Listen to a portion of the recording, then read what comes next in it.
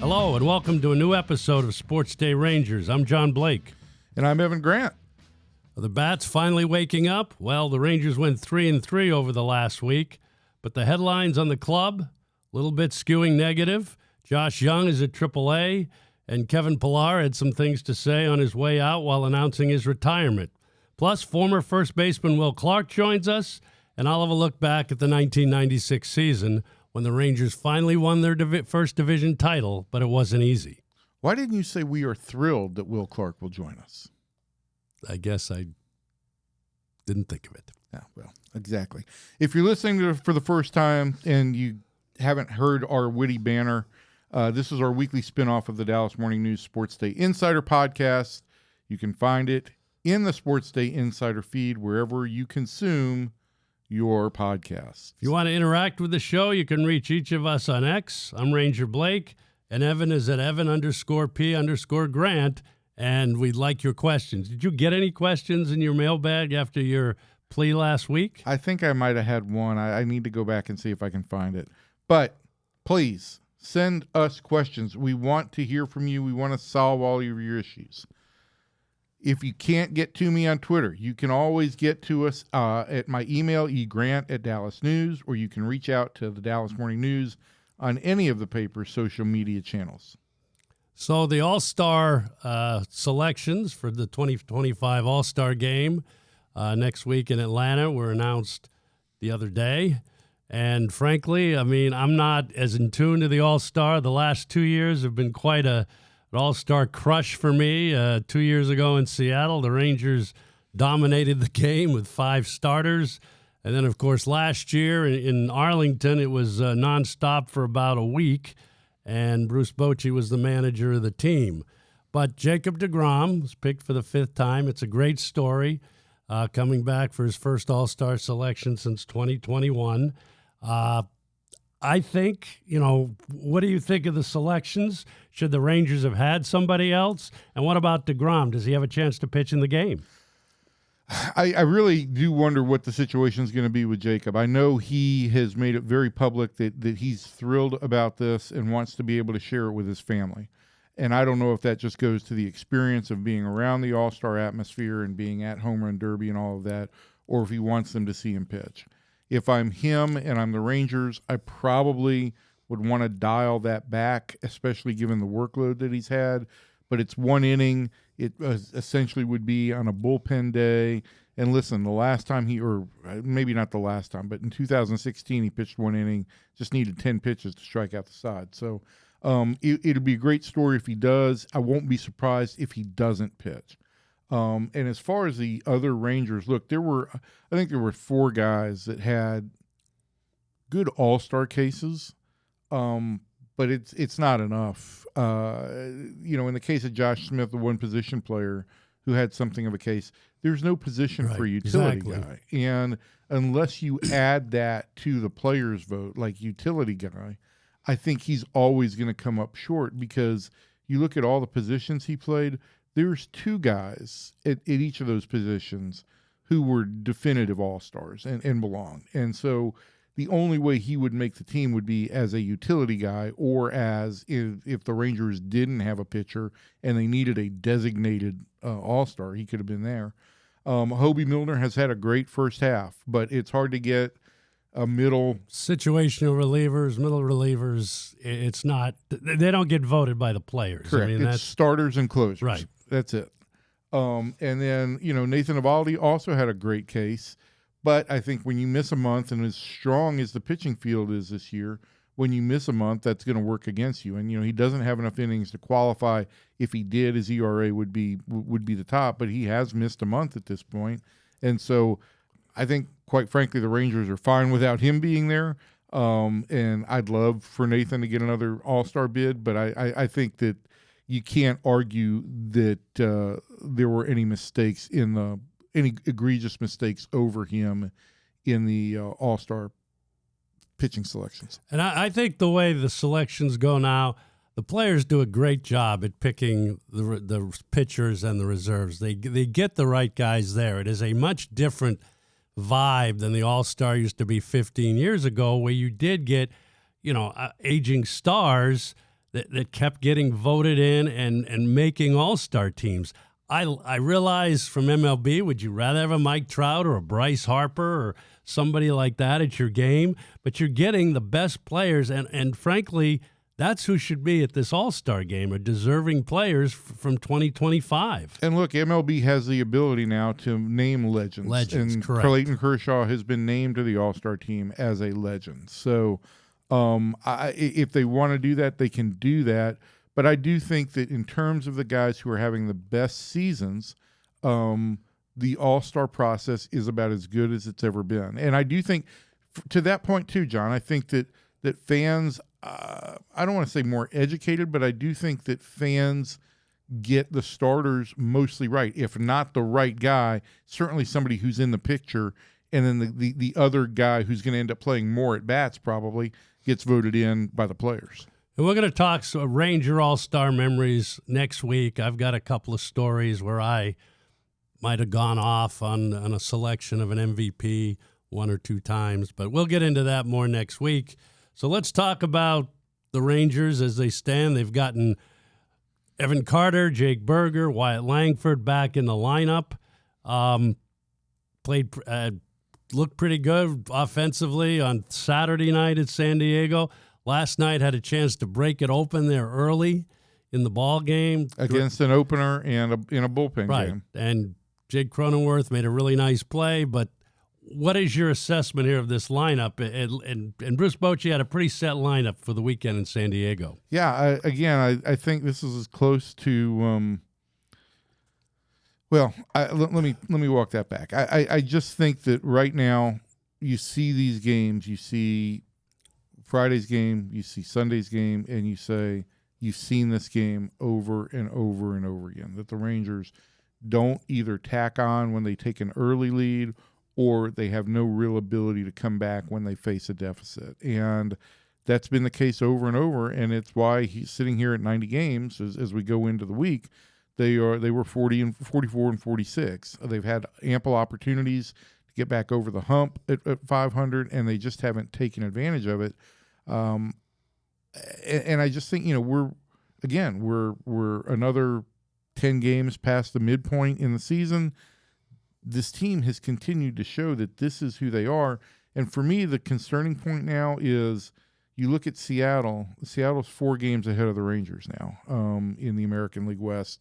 And for a wild card berth, and you're starting to get some separation there. When it was 2.5 games, it's, go out and sweep a series and maybe you're right back in it.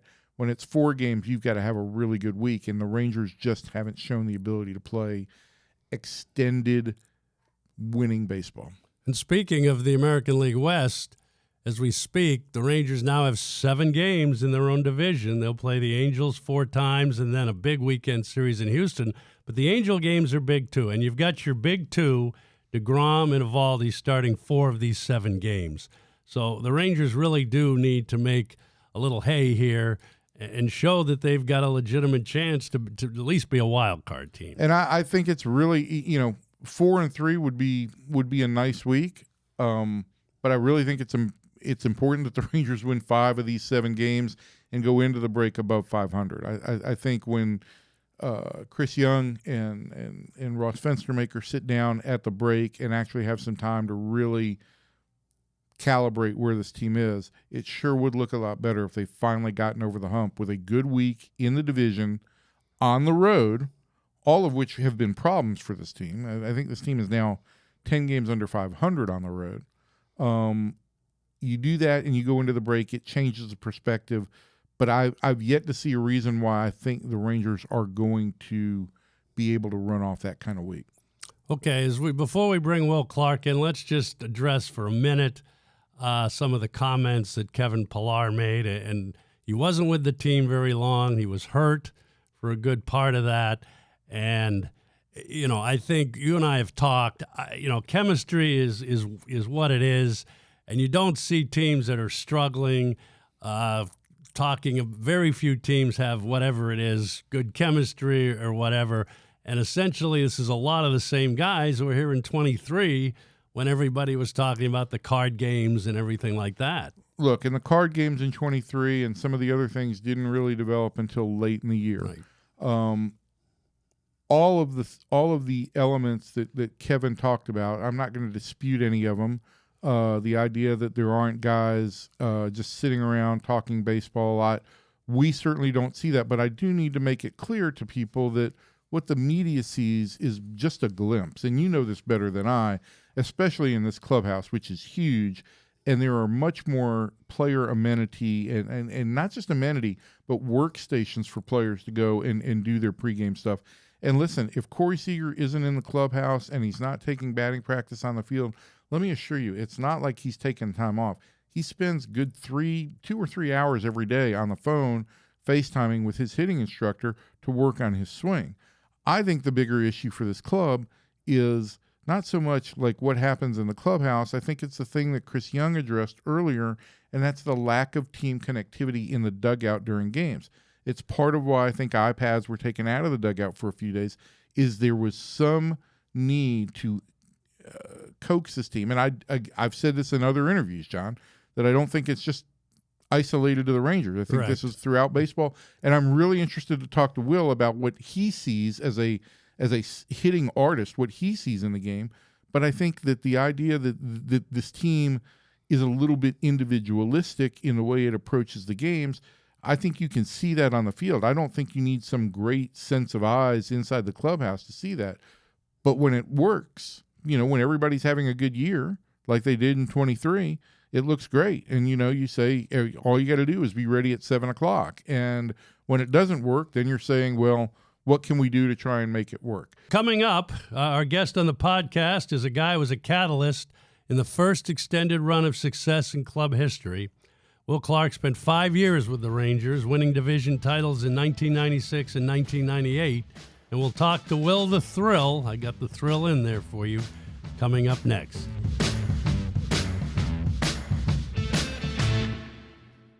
Well, our guest this week played 15 seasons in the major leagues with the Giants, Rangers, Orioles, and Cardinals. 303 career average, 284 home runs, and 1,205 RBIs in almost 1,980 games. Was a 6-time All-Star, 2-time Silver Slugger, hit over 310 times. Top 4 MVP 4 times, and was the MVP of the 1989 National League Championship Series. Also has the most home runs lifetime off Nolan Ryan, hit 6, including his first major league at bat in 1986. But he came to the Rangers, played 5 seasons from 1994 to 1998. He hit 308, which is the second highest career average in Rangers history, and his .485 on base percentage is the third highest. Hit over 304 times, and was a part of the first 2 postseason teams in Rangers history. Since 2009, he's been a special assistant with the San Francisco Giants, and had his number retired by the Giants back in 2022. We're very happy to have Will Clark with us. Will, thanks for joining us today. It's my pleasure, John. I'm looking forward. So let's start. We're going to talk about the Rangers here. You're coming off, really good. What would it have been? It would have been 8 seasons in San Francisco from 86 to 1993. And then the Rangers, you signed with the Rangers after the 93 season, going into the new ballpark. So just tell us a little bit about the circumstances with that. You're replacing, Rafael Palmeiro as the Rangers' first baseman. How did you come to sign with Texas? Well, the basically said, I should go free agency. And so I went out there and I looked, and it was Baltimore, Texas. And, one thing about the negotiation all the way through Texas was they were very consistent. They laid out their contract, and then they stuck with it, and I really appreciated that. And so I decided to sign with them. I was fairly close to home. I'm from New Orleans, so a lot of friends and family come see me play. And then it was one of those things where it was a good challenge because the Rangers had a good foundation for a ball club, and trying to get into the playoffs and eventually the World Series. But that it was a club that had never been to the playoffs at that point in time, and I don't know. Like when deGrom signed here, the idea was brought up that this team had never won the World Series. Did you feel like, Baltimore had a lot of tradition, and you had come from a team that had a lot of tradition and had success? How much did that weigh on you that you were going to a place that really had not ever known success, or was it something that you did embrace? It was actually something I really embraced. It was like, I've been on several teams over the course of my life going up to that point where, teams kind of underproduced, I guess you wanted to say. And especially for the Rangers. I mean, it wasn't the fact that they didn't have enough offense. That was without a shadow of a doubt with, Juan Gonzalez and Pudge Rodriguez and, Jose Canseco was there in '94. And so, there was a lot of offense. It was just the fact that we need to stop the other team. And, '94, as you'll probably get to, wound up being a strike year, even though we were in the brand spanking new ballpark. And, all the fans were really looking forward to coming out and seeing some games at the ballpark.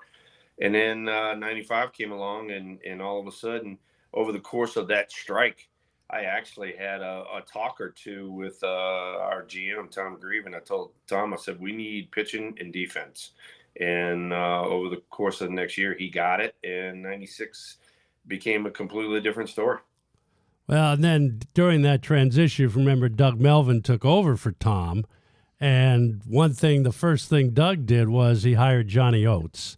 And yes.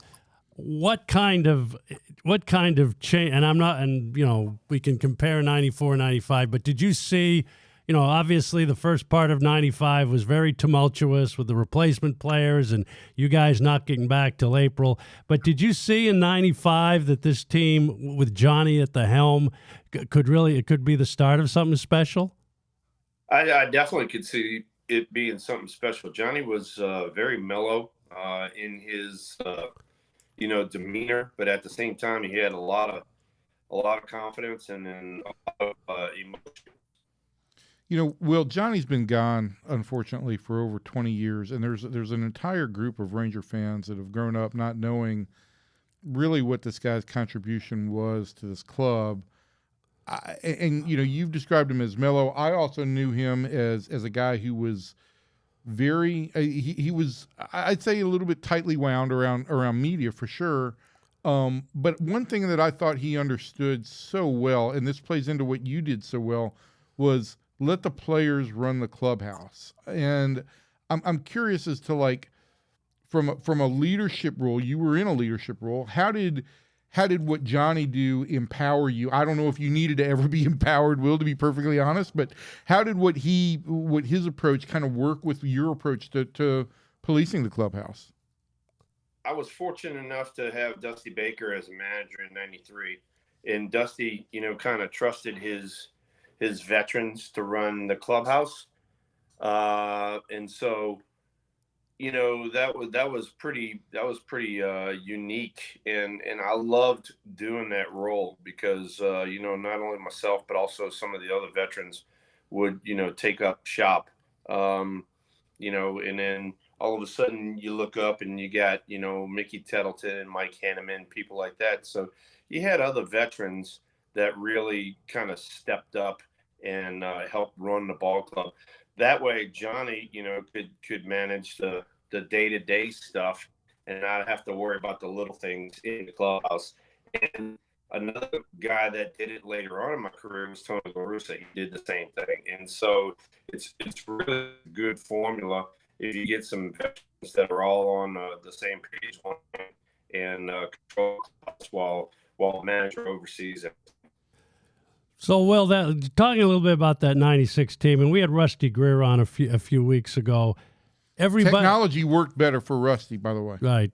Yeah. Technology is not working for Will the Threat. But getting back, all 9 starters on that team had over 500 at-bats. Johnny had a lineup, and he just played it for basically 160 won games, 160 games, because that 161st game after we clinched, you guys, I don't think we're in any shape to play. But, Rusty said, especially in his case, he took the lead from you, playing with little injuries and that kind of thing. And he said that, I lockered next to Will. And if I knew Will was going to be in the lineup, it kind of put the onus on the rest of us to go out and play. How did you see that? That was what, one of the attributes of a leader is the fact that, it's like, hey, follow my direction, because I'm gonna do what I say. And I learned that from some of my veterans in San Francisco back in the day. And coming on board to Texas, like a perfect example would be like Pudge. I mean, for as great as Pudge was, he would he would kind of every now and then come up with an excuse to not play. And then, I'd walk up to him, Johnny would tell me that, and I'd walk up to him and I'd go, look, we need you today, come out here. Let's bust our tail today. And then, you'll get an off day down the road. And I'll promise you'll get an off day down the road. And Pudge would go out there and he'd play that day. And we normally wound up winning, believe it or not. And so then you fast forward and you got a guy like, as you talked about, Rusty Greer, who's a new player. And it's like, Rusty, the only day you feel really 100% is your first day of spring training. After that, it's kind of downhill. And so you got to make do with the little injuries and the bruises, and you get hit by a pitch, and I don't have time to take a day off. I need to play, because my presence in the lineup means a lot. And especially Rusty, being a 3-hole hitter, then he's setting up the lineup coming behind him, so he needed to be in there. So those are the kind of little things that we did as leaders and veteran players to show the younger guys, hey, look, you can play and you can be really successful even though you're not 100%. Two things. One, I don't think that was exactly the way you delivered that speech to Pudge, but we'll let it go for this podcast. Yeah, that wasn't exactly kind of the way. I toned it down for your audience right there. Thank you, Will. But listen, I've told this story to people time after time after time when they, I wasn't here in 96, but I got here in 97. And for me, the greatest example of leadership that I saw from you was really in kind of your final couple of weeks with the Rangers was in September of 98 when you played, and we're talking about playing with injuries. Was it a broken foot or a broken toe that you had in Baltimore?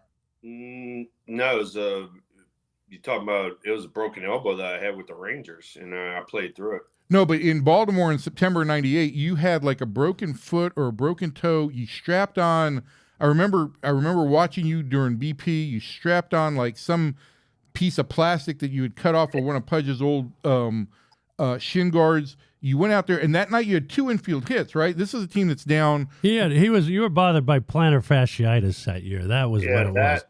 And then I had fouled the ball off like Evan was talking about. I broke a toe. So. Yep. And you had 2 infield hits in that game, right? And set up a 5-0 comeback. So, I mean, that's the example kind of for me that showed what a leader you were, was the idea of we go out and we post up every day. You remember that, what I'm talking about? I do remember what you're talking about. And, that was a case of, hey, look, even though I'm a little banged up here, I'm still going to give you 1,000% of what I got. And it just so happened, like you talked about, it just so happened there was an infield hit or two where I had to leg it out, even all banged up and all that sort of stuff, still wound a way to make it work and, set up the dudes behind me and, became a team win. And not only was it a team win, it led to a AL West championship.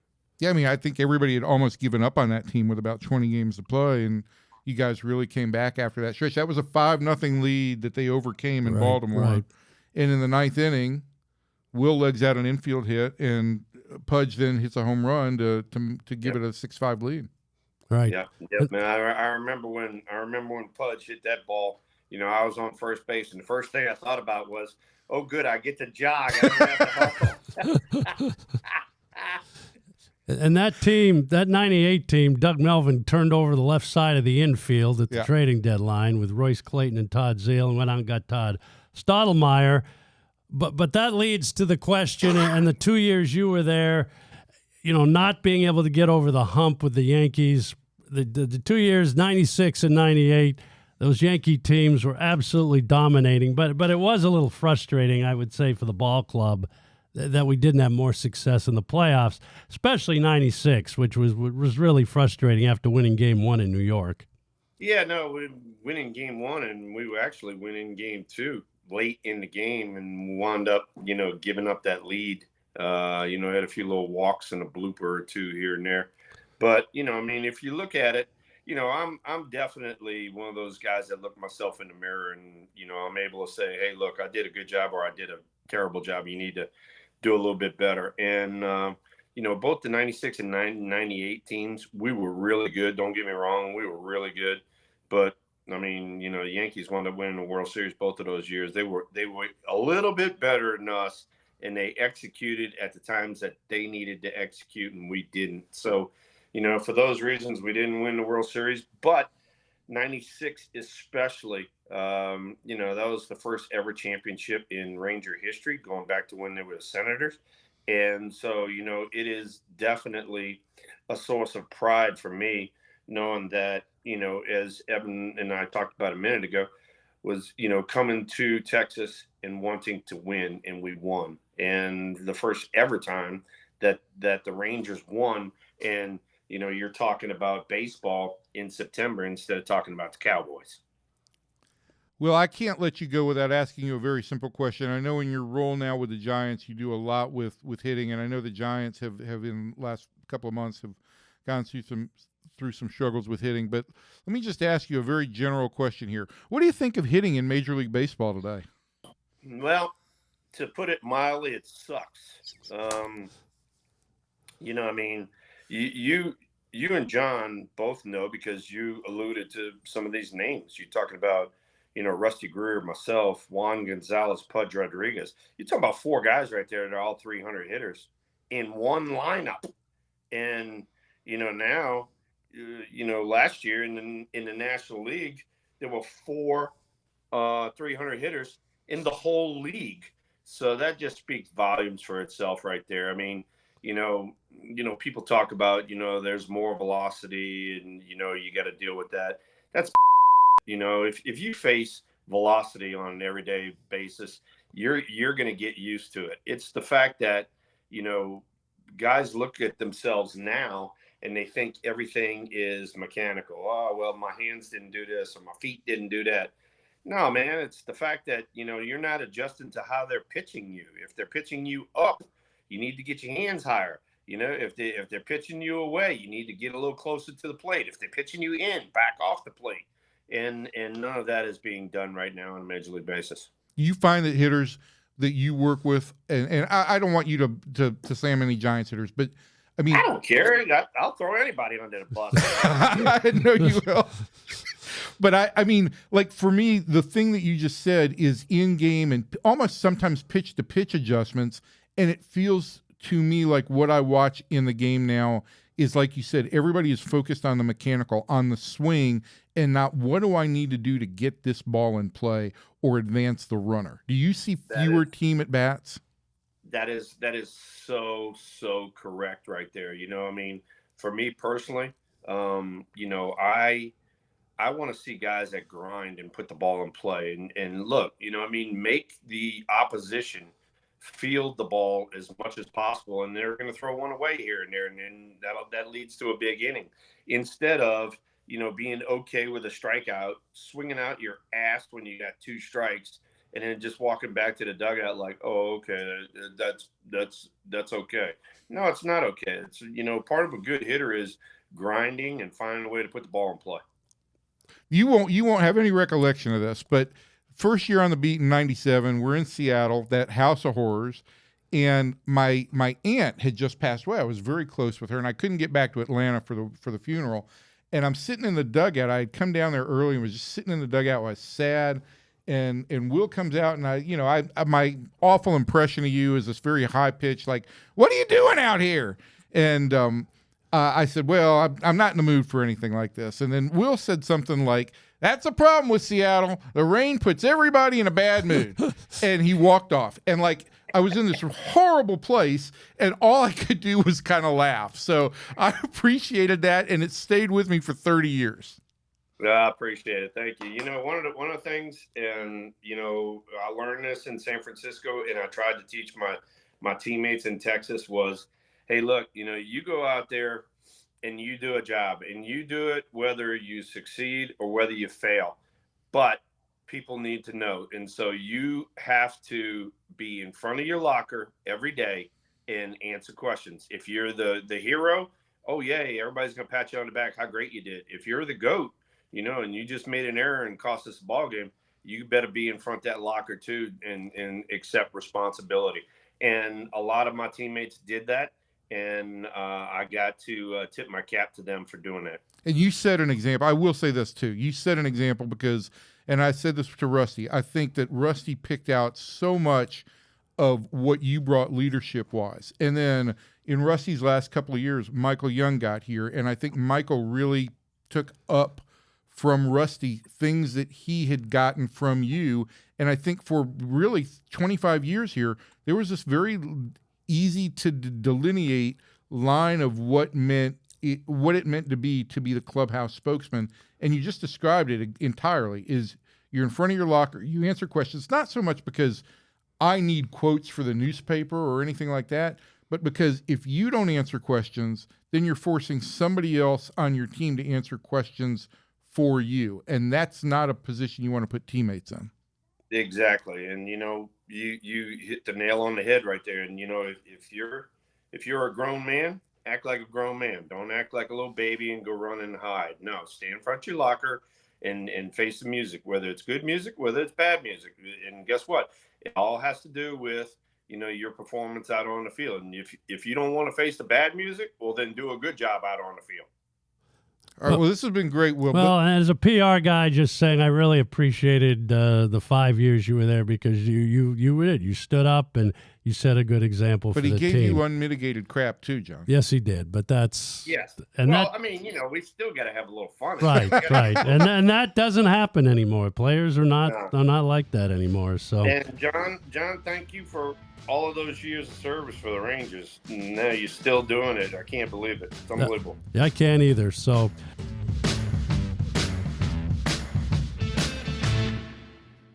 well, Will Clark was obviously a big part of the 1996 season, and it was an interesting year for the Rangers. Obviously, they broke that playoff drought, and you know, having worked here for a long time, saying this club couldn't withstand the second half collapses because of the heat.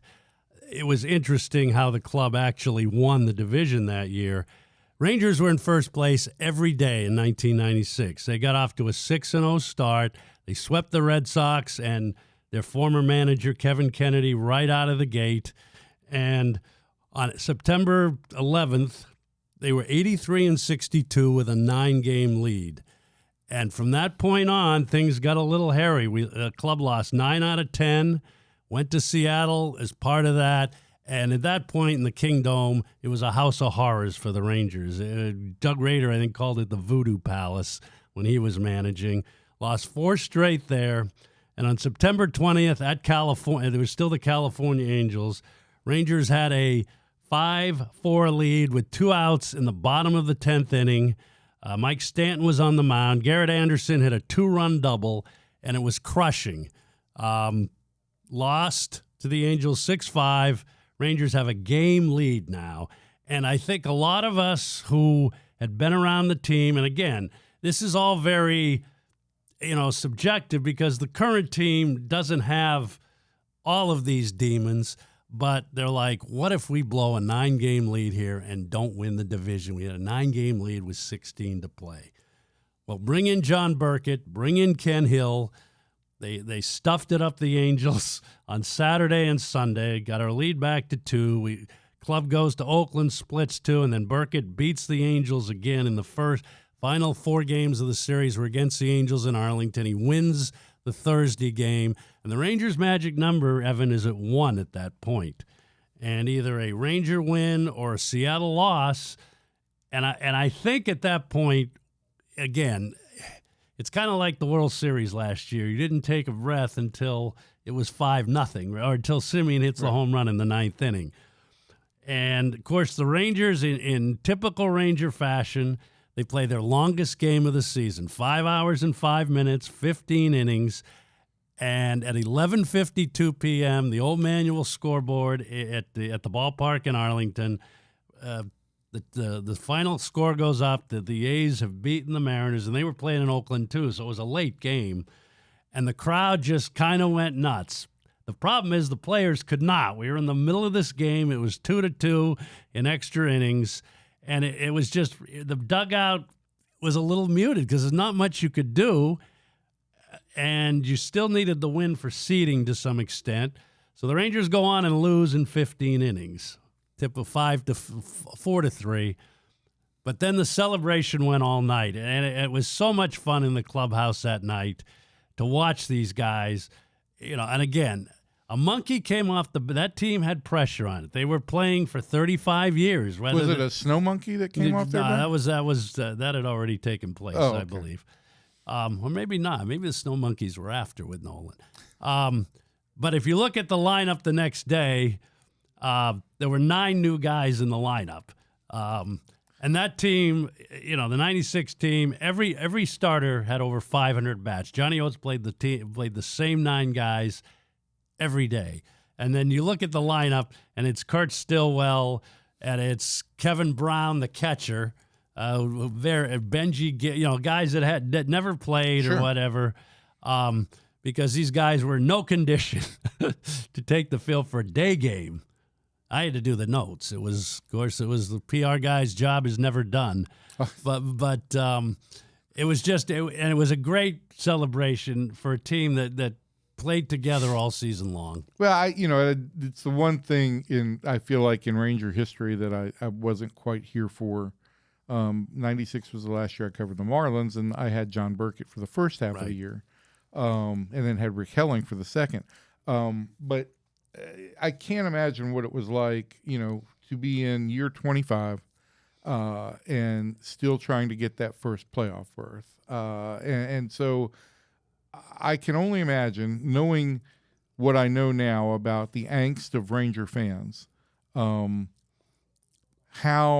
much of a burden that was to get over this. Because, look, I have to admit, growing up in Atlanta in the 70s and in Florida a little bit, and then going back to Atlanta, never. This was pre-interleague play.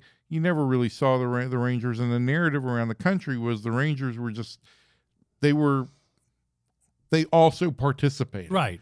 And they got Nolan Ryan, and that brought a little individual notoriety to the franchise. But the hunt for Red October that year. The red in the stands for the 1 to 2 playoff games we got against the Yankees, it was pretty amazing. And fans that go back to that generation, I think, was it as important as the World Series in 10 and 11 or 20? No, obviously, but for us in Arlington, it was huge. The narrative I think around the Rangers really did start to change in '94 when Will signed here. When really the ballpark, the entire club was rebranded, right? Because you signed Will, which was really the first real premier free agent. Nolan was 42, and he was coming home to Texas and all exactly. that. And I think there were a lot of people who thought this was going to be 1 year and he's out. Exactly. The new ballpark opened, and it was majestic. And the uniform rebrand, which I thought was I thought from my perspective, looking at it from the outside, I thought the change in the logos and the change in the hats and everything, I thought it was a really classic look that the Rangers went to. So you had a complete rebranding of this franchise. And you had a new manager, and that had a lot to do with it. And Johnny's demeanor during that stretch in 96, calm demeanor, was a lot better than mine, believe me.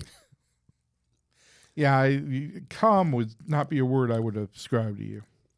Well, that's kind of a look back at that first stretch of Rangers' success. 96 was followed by 98 and 99. Actually, it was followed by 97 and then 98 and 99. Right, that's true, but 97 was not so good. Rangers' big obstacle in those years was the New York Yankees, and it was a little depressing when the offense just couldn't hit in 3 straight American League Division Series. But we want to thank you for joining us for Sports Day Rangers. Don't forget to check out more sports content from the Dallas Morning News and dallasnews.com. Our Sports Day Insider, my podcast with columnist Kevin Sherrington and a guest from the staff, appears in the same Sports Day Insider feed every week, so it's easy for you to find 2 podcasts for the price of none. If you have any questions for us, you can ask us on X. And please ask us some questions so we can get your input. Thanks to Will Clark for joining us this week. It was a real thrill to talk to Will. John and I will talk to you all next week.